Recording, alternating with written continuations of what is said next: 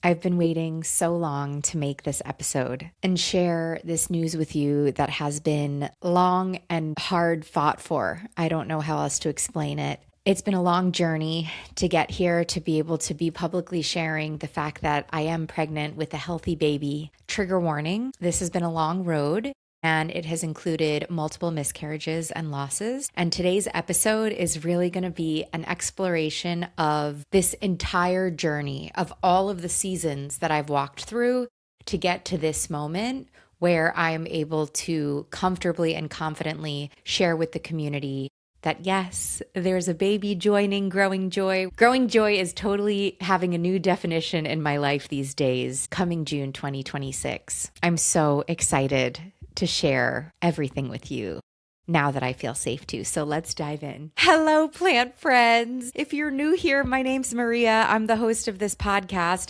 Normally, we talk about how to grow plants and use plants to grow joy in our lives by connecting to nature. But today's a very special episode, and it's an episode sharing with our community that I'm pregnant. We're having a baby in June, baby boy coming in June. I'm so excited to be making this episode for you to fill you in. You know, for the last 8 years that I've had this podcast, you've gone through everything with me. You've gone through my multiple moves. You've gone through falling in love with plants. You've gone through my marriage. You've gone through my melanoma diagnosis. We've gone through so much together. And for my nervous system, I needed to keep my losses that I've experienced private, knowing that ultimately when I was in a healthy pregnancy that I would be sharing everything with you in hindsight. So I'm so excited to be here with you today. And I'm so excited to tell you all the things. So first off, we're having a baby. There's a baby in my belly. He's kicking right now. It's a boy, and his nickname is Polpettino in utero. Polpettino means little meatball in Italian. The joke between me and my husband is my husband has a legacy name. He's the fourth generation with his name. So Polpettino will take on my husband's name when he is out of utero. And it is a very Irish name. My husband's Billy Morrissey. He comes from an Irish-American heritage in Boston. And we're so excited to be continuing that lineage for him. But my running joke is, okay, Polpettino, this baby is going to be Irish when he comes out of the womb. So he's going to be Italian when he's in the womb. So we're calling him Polpettino. And it's really become like such a sweet term of endearment. Our families have been getting us like meatball theme, like meatball onesies and really fun stuff. So I'll be referring to baby boy as Polpettino in this episode. Wanted to give you some context so that you understand who I'm talking about. We're so excited. I'm so excited to be a boy mom. Please go to Instagram so you can see the gender reveal that we do this week. Billy got to do the gender reveal. There's a very sweet story about this gender reveal that I'll share on Instagram, but we'll share the video with you guys that we've been holding on to. And it's really just so sweet. And we're just so excited. We're so excited to be boy parents.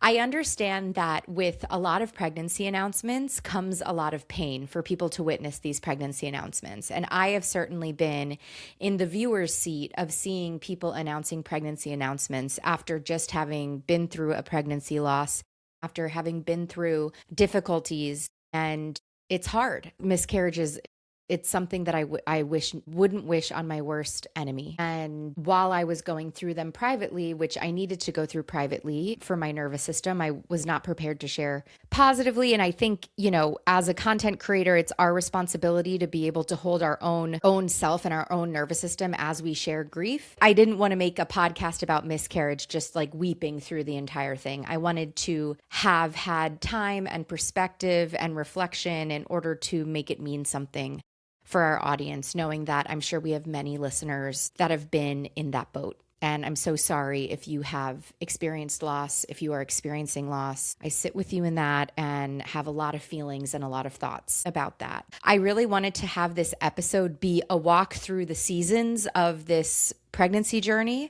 and also a walk through all of the nature-based metaphors that I clung to with white knuckles throughout my losses, throughout the waiting period, throughout the, oh my gosh, is this ever going to happen for me? Is this ever going to be real? Nature and my connection with plants really helped me move through the dark parts of this pregnancy journey.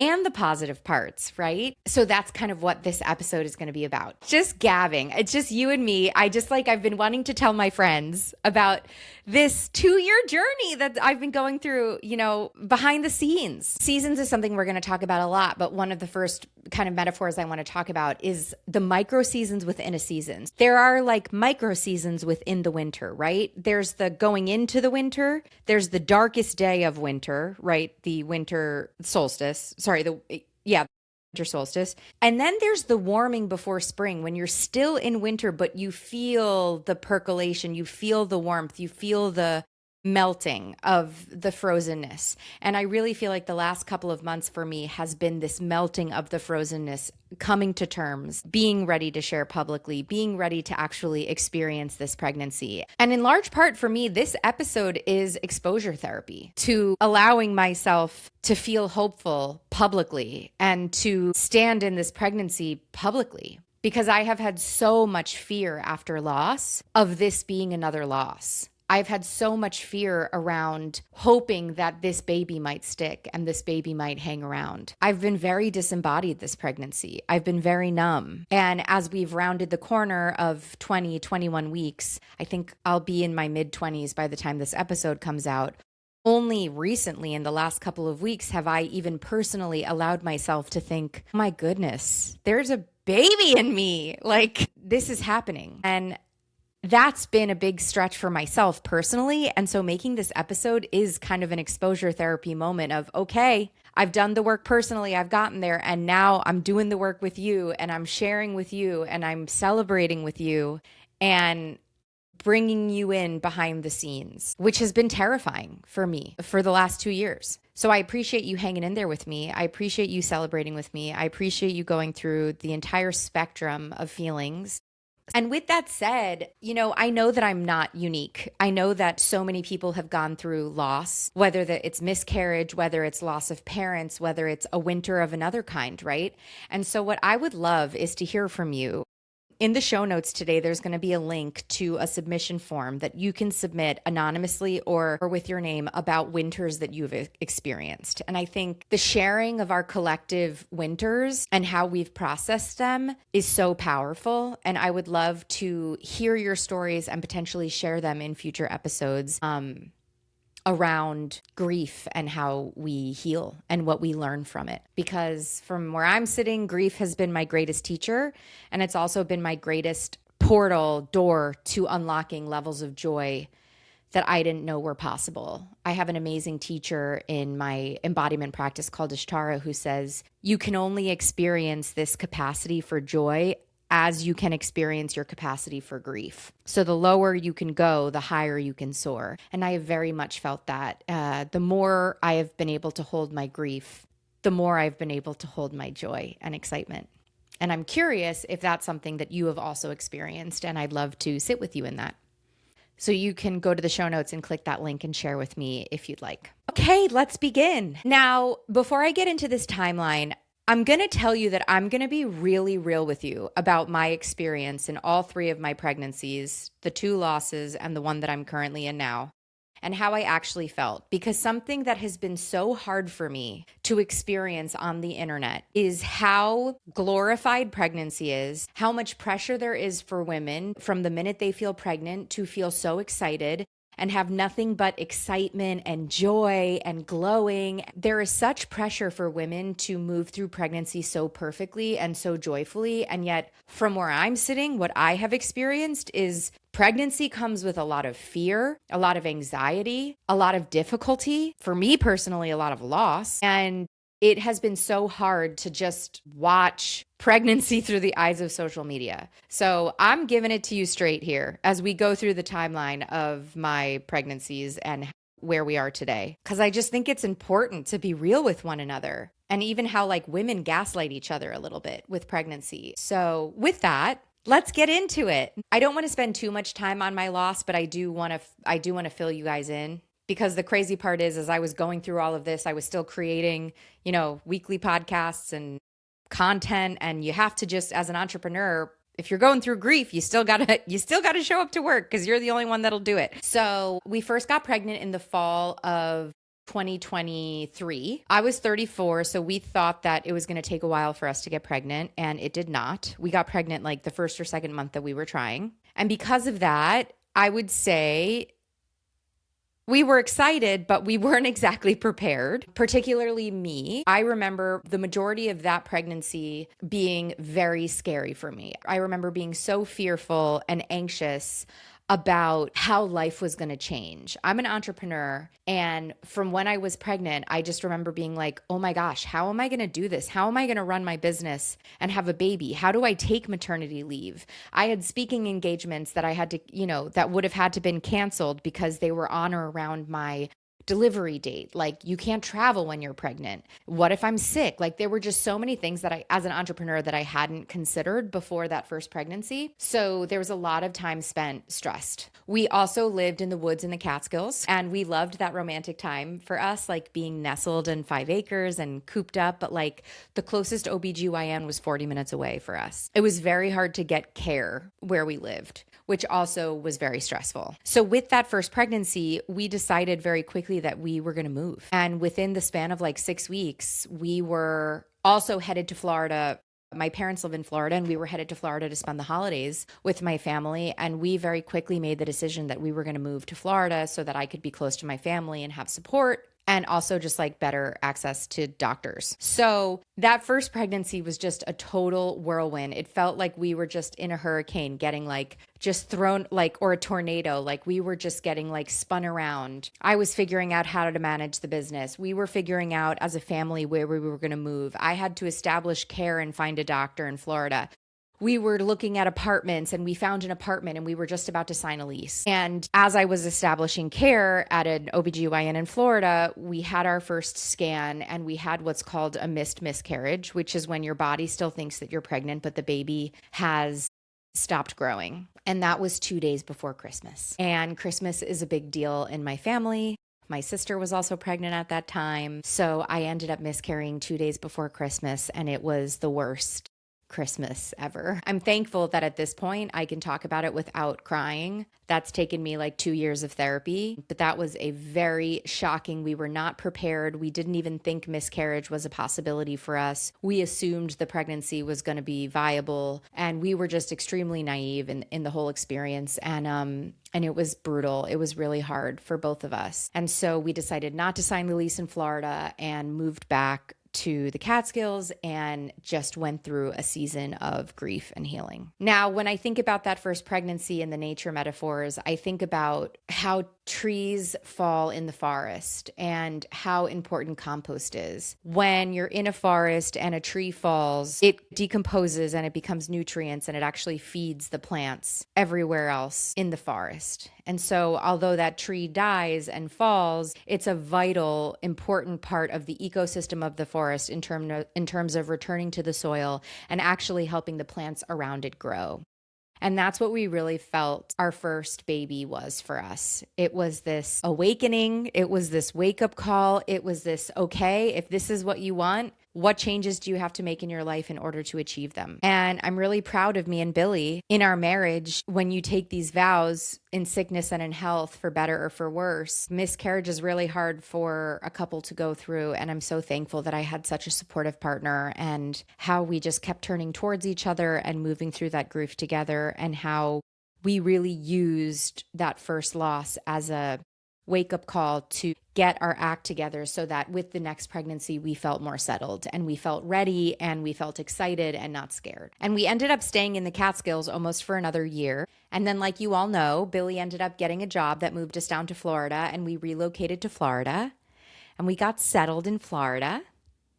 And then we got pregnant again in Florida. And the second pregnancy really felt like a beautiful manifestation of everything that we had worked for. We had moved, we had found the home, we had found the care. I was established. We were ready. We were totally ready for the second baby. And sadly, I miscarried at about 7 weeks. My first miscarriage was at 10 weeks, and my second one was at 7 weeks. It was right after I spent the week at Northwest Flower and Garden Show in Seattle. I was actually pregnant when I was there, came back, sadly lost the baby. And that second loss was hard because it felt so unfair. It felt like we had done the work, we were ready, we kind of we received the assignment from the universe to prepare ourselves, and we prepared ourselves, and yet still it was taken away from us. And that miscarriage was physically more difficult for me as well. And it just felt so senseless and so cruel and so unfair, and really did a doozy on me mentally in terms of my ability to believe in my ability to be pregnant, my ability to become a mom, in our ability to have the family that we wanted. And I went into a very dark place. And, that second loss still doesn't make sense to me, but the nature metaphor that really helped me there is, in nature, like, not all the seeds germinate. We don't get 100% germination percentage. I thought about the ducks, the ducklings that were outside, and a mom starts with 22 ducklings and she ends with 8 ducklings. Nature is brutal. Nature isn't perfect. Nature isn't this like, oh, it's natural, and if I have a natural pregnancy and a natural birth, it's so easy. No, nature sucks sometimes. Nature is hard. Nature is death as much as it is life. Seeds don't germinate. Seedlings don't make it. Transplants don't make it. Plants grow completely to their maturity and then die for no reason. And sometimes it doesn't have to make sense. Sometimes it just sucks. It's just nature. And that was really, I was at a loss, but that was really one of the ways I was able to just be like, damn, this sucks, but like, this is part of life. At that time, I decided also though that I didn't have the capacity to do this alone anymore and to continue trying naturally. And that's when Billy and I decided to move forward with IVF. So Polpettino is an IVF baby. We're so thankful to the amazing doctors at IVF Florida, Dr. G, shout out, and Sam, who ushered us through the IVF process with so much love and care and being so trauma informed. And we learned a lot through that process. So at this point, if you have anyone in your life who has ever miscarried or is struggling to get pregnant, please listen to this portion of the podcast and share it, because I had no idea I was living with this thing that was affecting my fertility. And once we got rid of it, I got pregnant. So when we were doing IVF, my doctor was extremely thorough and did tests that don't normally get done when you go into a IVF clinic to you do a full blood workup and you get a bunch of tests done. He decided to do another test called a uterine biopsy for me. It's painful. Once again, a theme that I have with pregnancy here is men could never. Women are so strong. If men had to go through what women had to go through to get pregnant, there would be so many different laws around pregnancy, and we would get first trimester leave, and there would be way more advancements in pain management. So this uterine biopsy, you have to go in with no pain management. They just take a biopsy of your uterus. It was crazy. But anyway, the result of the uterine biopsy came back that I had an infection called endometritis, which is different than endometriosis. Endometritis is an infection that you can get in your uterus from having an IUD removed or having an IUD in general or miscarrying. And you have no symptoms and it causes infertility. And I had it. So I don't know if I got endometritis when I had an IUD removed or in my first miscarriage or in my second miscarriage, but I had endometritis, this unseen infection in my uterus. And even though we were very fortunate that we got embryos in IVF, they could have transferred and I could have lost them because I had this infection that we didn't know about. And so to treat endometritis, it's extremely simple. It's 2 weeks of antibiotics and then you don't have it. But because a lot of doctors don't test for it because this uterine biopsy is painful and I think they don't want to force women to get it unnecessarily, I have a feeling there are a lot of women living with endometritis and struggling with fertility with no answers. So I have told this to every woman in my personal circle and told every woman in my personal circle to tell every woman in their personal circle. And between the time I found out I had endometritis, which is about 6 months ago, to now, 2 women in my life have found out that they have endometritis and were able to get it resolved as they were struggling to get pregnant or having miscarriages. So I share this just in a very clinical way to just let this piece of data be known to the world. If you know someone struggling, please share that they might want to get tested for endometritis, because that ended up being the issue for me. And I'm so thankful my doctor was thorough enough to have me do that test so that I could be really set up for a successful IVF transfer. And then we were very fortunate that Polpettino was our first IVF transfer. We ended up having our IVF transfer on our wedding anniversary, which was a total fluke. We did not try and plan it that way. And we've just been very fortunate of having a really beautiful IVF experience. And I think in part that's who we did IVF with. In part, I'm type A and, I'm really good at following instructions. So if the doctor tells me to give myself a billion shots, I'll do it. IVF was really a season in itself in terms of preparing for the pregnancy, like not even being pregnant, but going through IVF, going through the medicines and the egg retrieval and the embryos. It's a season of patience and waiting. It's like early spring. Those seeds have been planted. There's all sorts of stuff germinating under the surface, but you have not seen that sprout yet. You have not seen that heartbeat yet.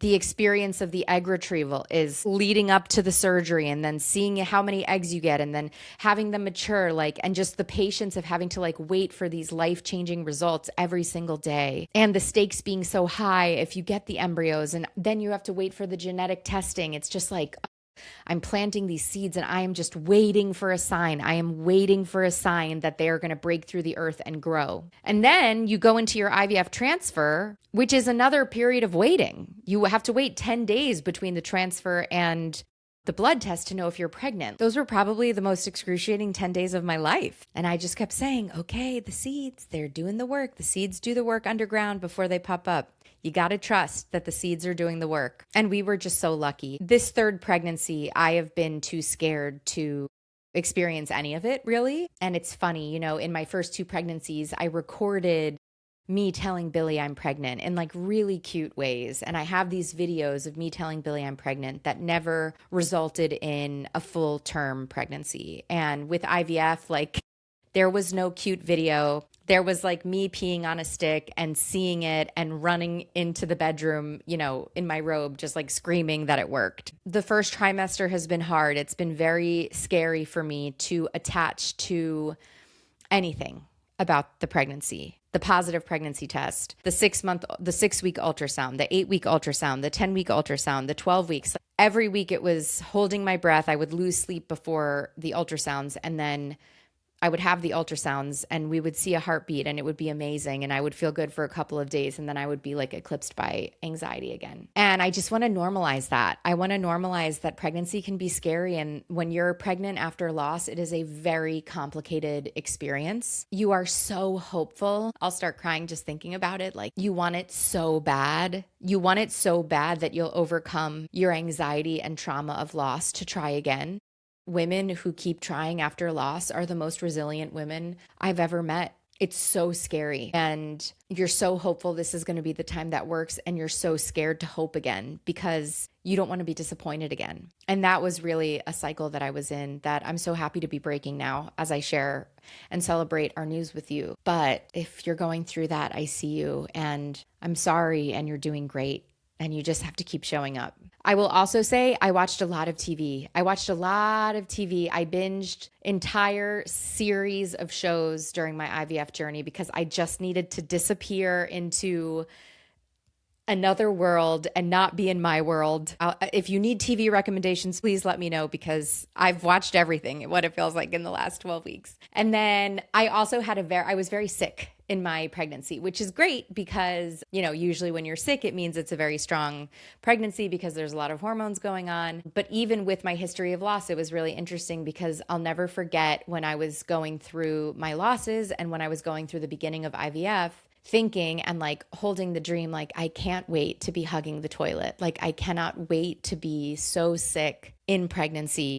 I can't wait. I pray that I get there, that I'm puking in the toilet. And then I got there. I really got what I wished for. But I will say the perspective of having the losses has made, even though my first trimester has been very hard, I've been very sick. I lost weight in my first trimester instead of gaining weight. It's really given me that perspective of as I'm, puking at 10 o'clock at night and Billy's holding my hair back, I'm thinking, I prayed for this. It's okay. I prayed for it. I asked for it. Here we are. So I will also say, the perspective and the gratitude that comes along with having a long journey to your pregnancy has been really eye-opening and amazing. I will also say though, if you notice that I have not been as present on social media since the fall, it's because I've been so sick. And That is another really interesting thing. I think I want to do a separate episode on entrepreneurship and pregnancy because I was so sick that it was really hard for me to like get out of bed. It was hard for me to work. It was really hard for me to film. There were multiple interviews that I did for the podcast that I would do the interview and then I would puke right after. There were interviews that I had to cancel and reschedule because I wasn't feeling well. And I'm a content creator, so I have to be on camera.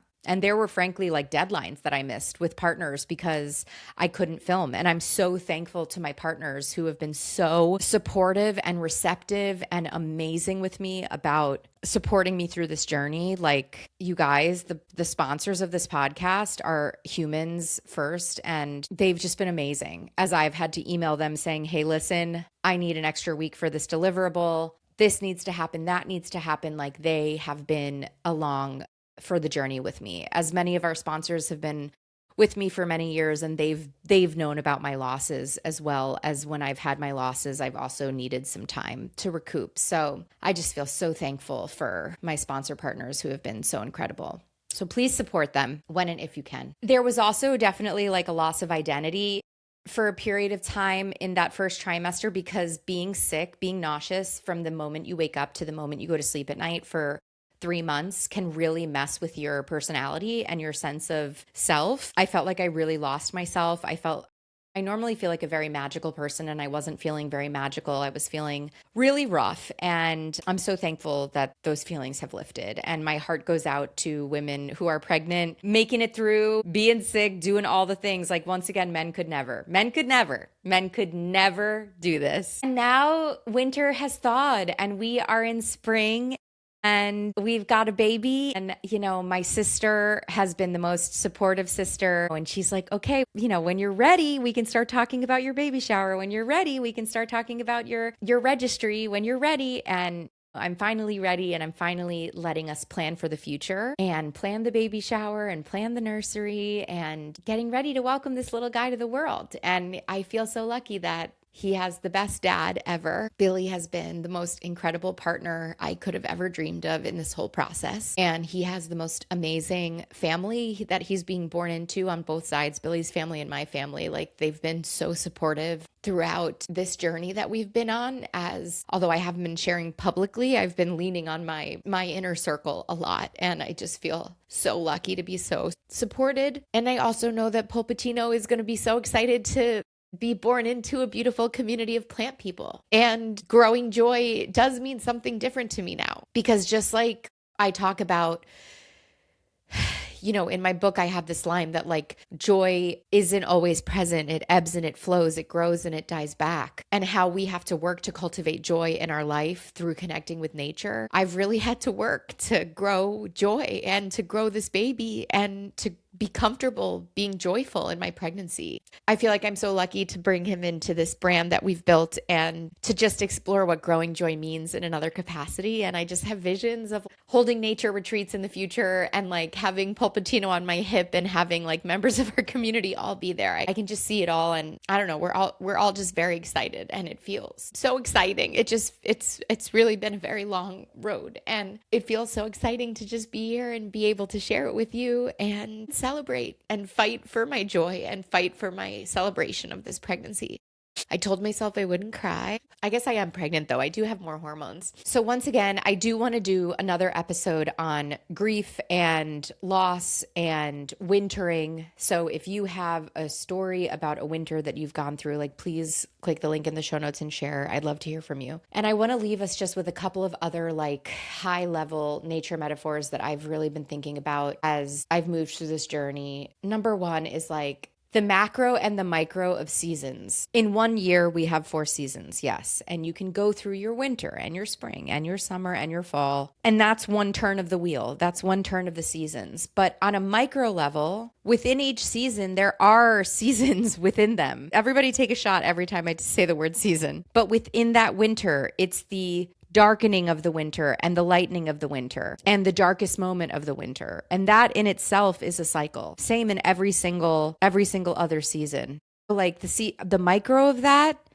the annual, obviously, the normal one, the normal season that we all know. And then the macro of that, it's like, I think about 2 years ago, 2 days before Christmas was the worst day of my life. And that Christmas season was the worst season of my life. And the next year, it was still really hard. I wasn't pregnant. I had been trying. It was Christmas. I had so much PTSD. We were very much still mourning the loss of our first baby. And Christmas carols and Christmas, like it was just a trigger fest for me. It was really hard. And then this Christmas, I was pregnant and hopeful. And I had already been 12 weeks pregnant. And there was like hope and a baby in my belly. And then next Christmas, God willing, I will have a baby on my hip for Christmas. And I think if you're in a dark moment of winter, zooming out and understanding the time that this takes, 4 years by next year, by that next Christmas that I'm hoping that I'm holding this baby, like that's 4 Christmases, 4 years,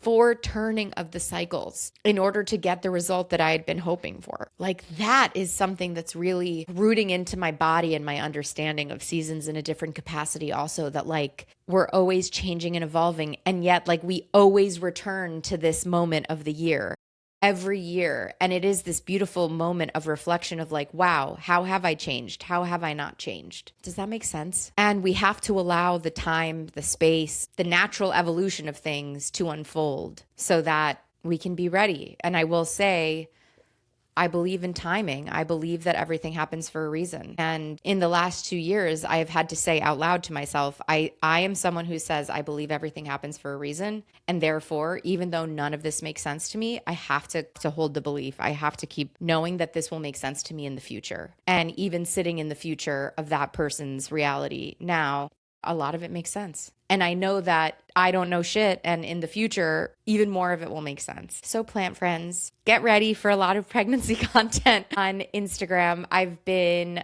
recording and saving things so that I might be able to share them in the future. Like I said, we're going to share our gender reveal and a lot of other great content. And I would like to make I would like to make an episode specifically on grief for those who have gone through this. Please reach out and share your stories with me if you feel so inclined. I would love to sit with you in them. And I would love to start celebrating with you guys. Thank you for being along for the ride. I'm so excited to see what this year brings.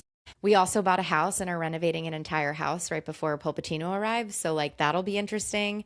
I would say if you've never followed me on social, now is the time because we're going to be doing a lot in the next couple of months. And also I'll do my best to keep you posted here on the podcast as well in longer form content. I definitely want to do an episode on biophilic design for my house too. But anyway, thank you for being here. And I'm excited to explore a whole new way to grow joy in 2026. Growing joy.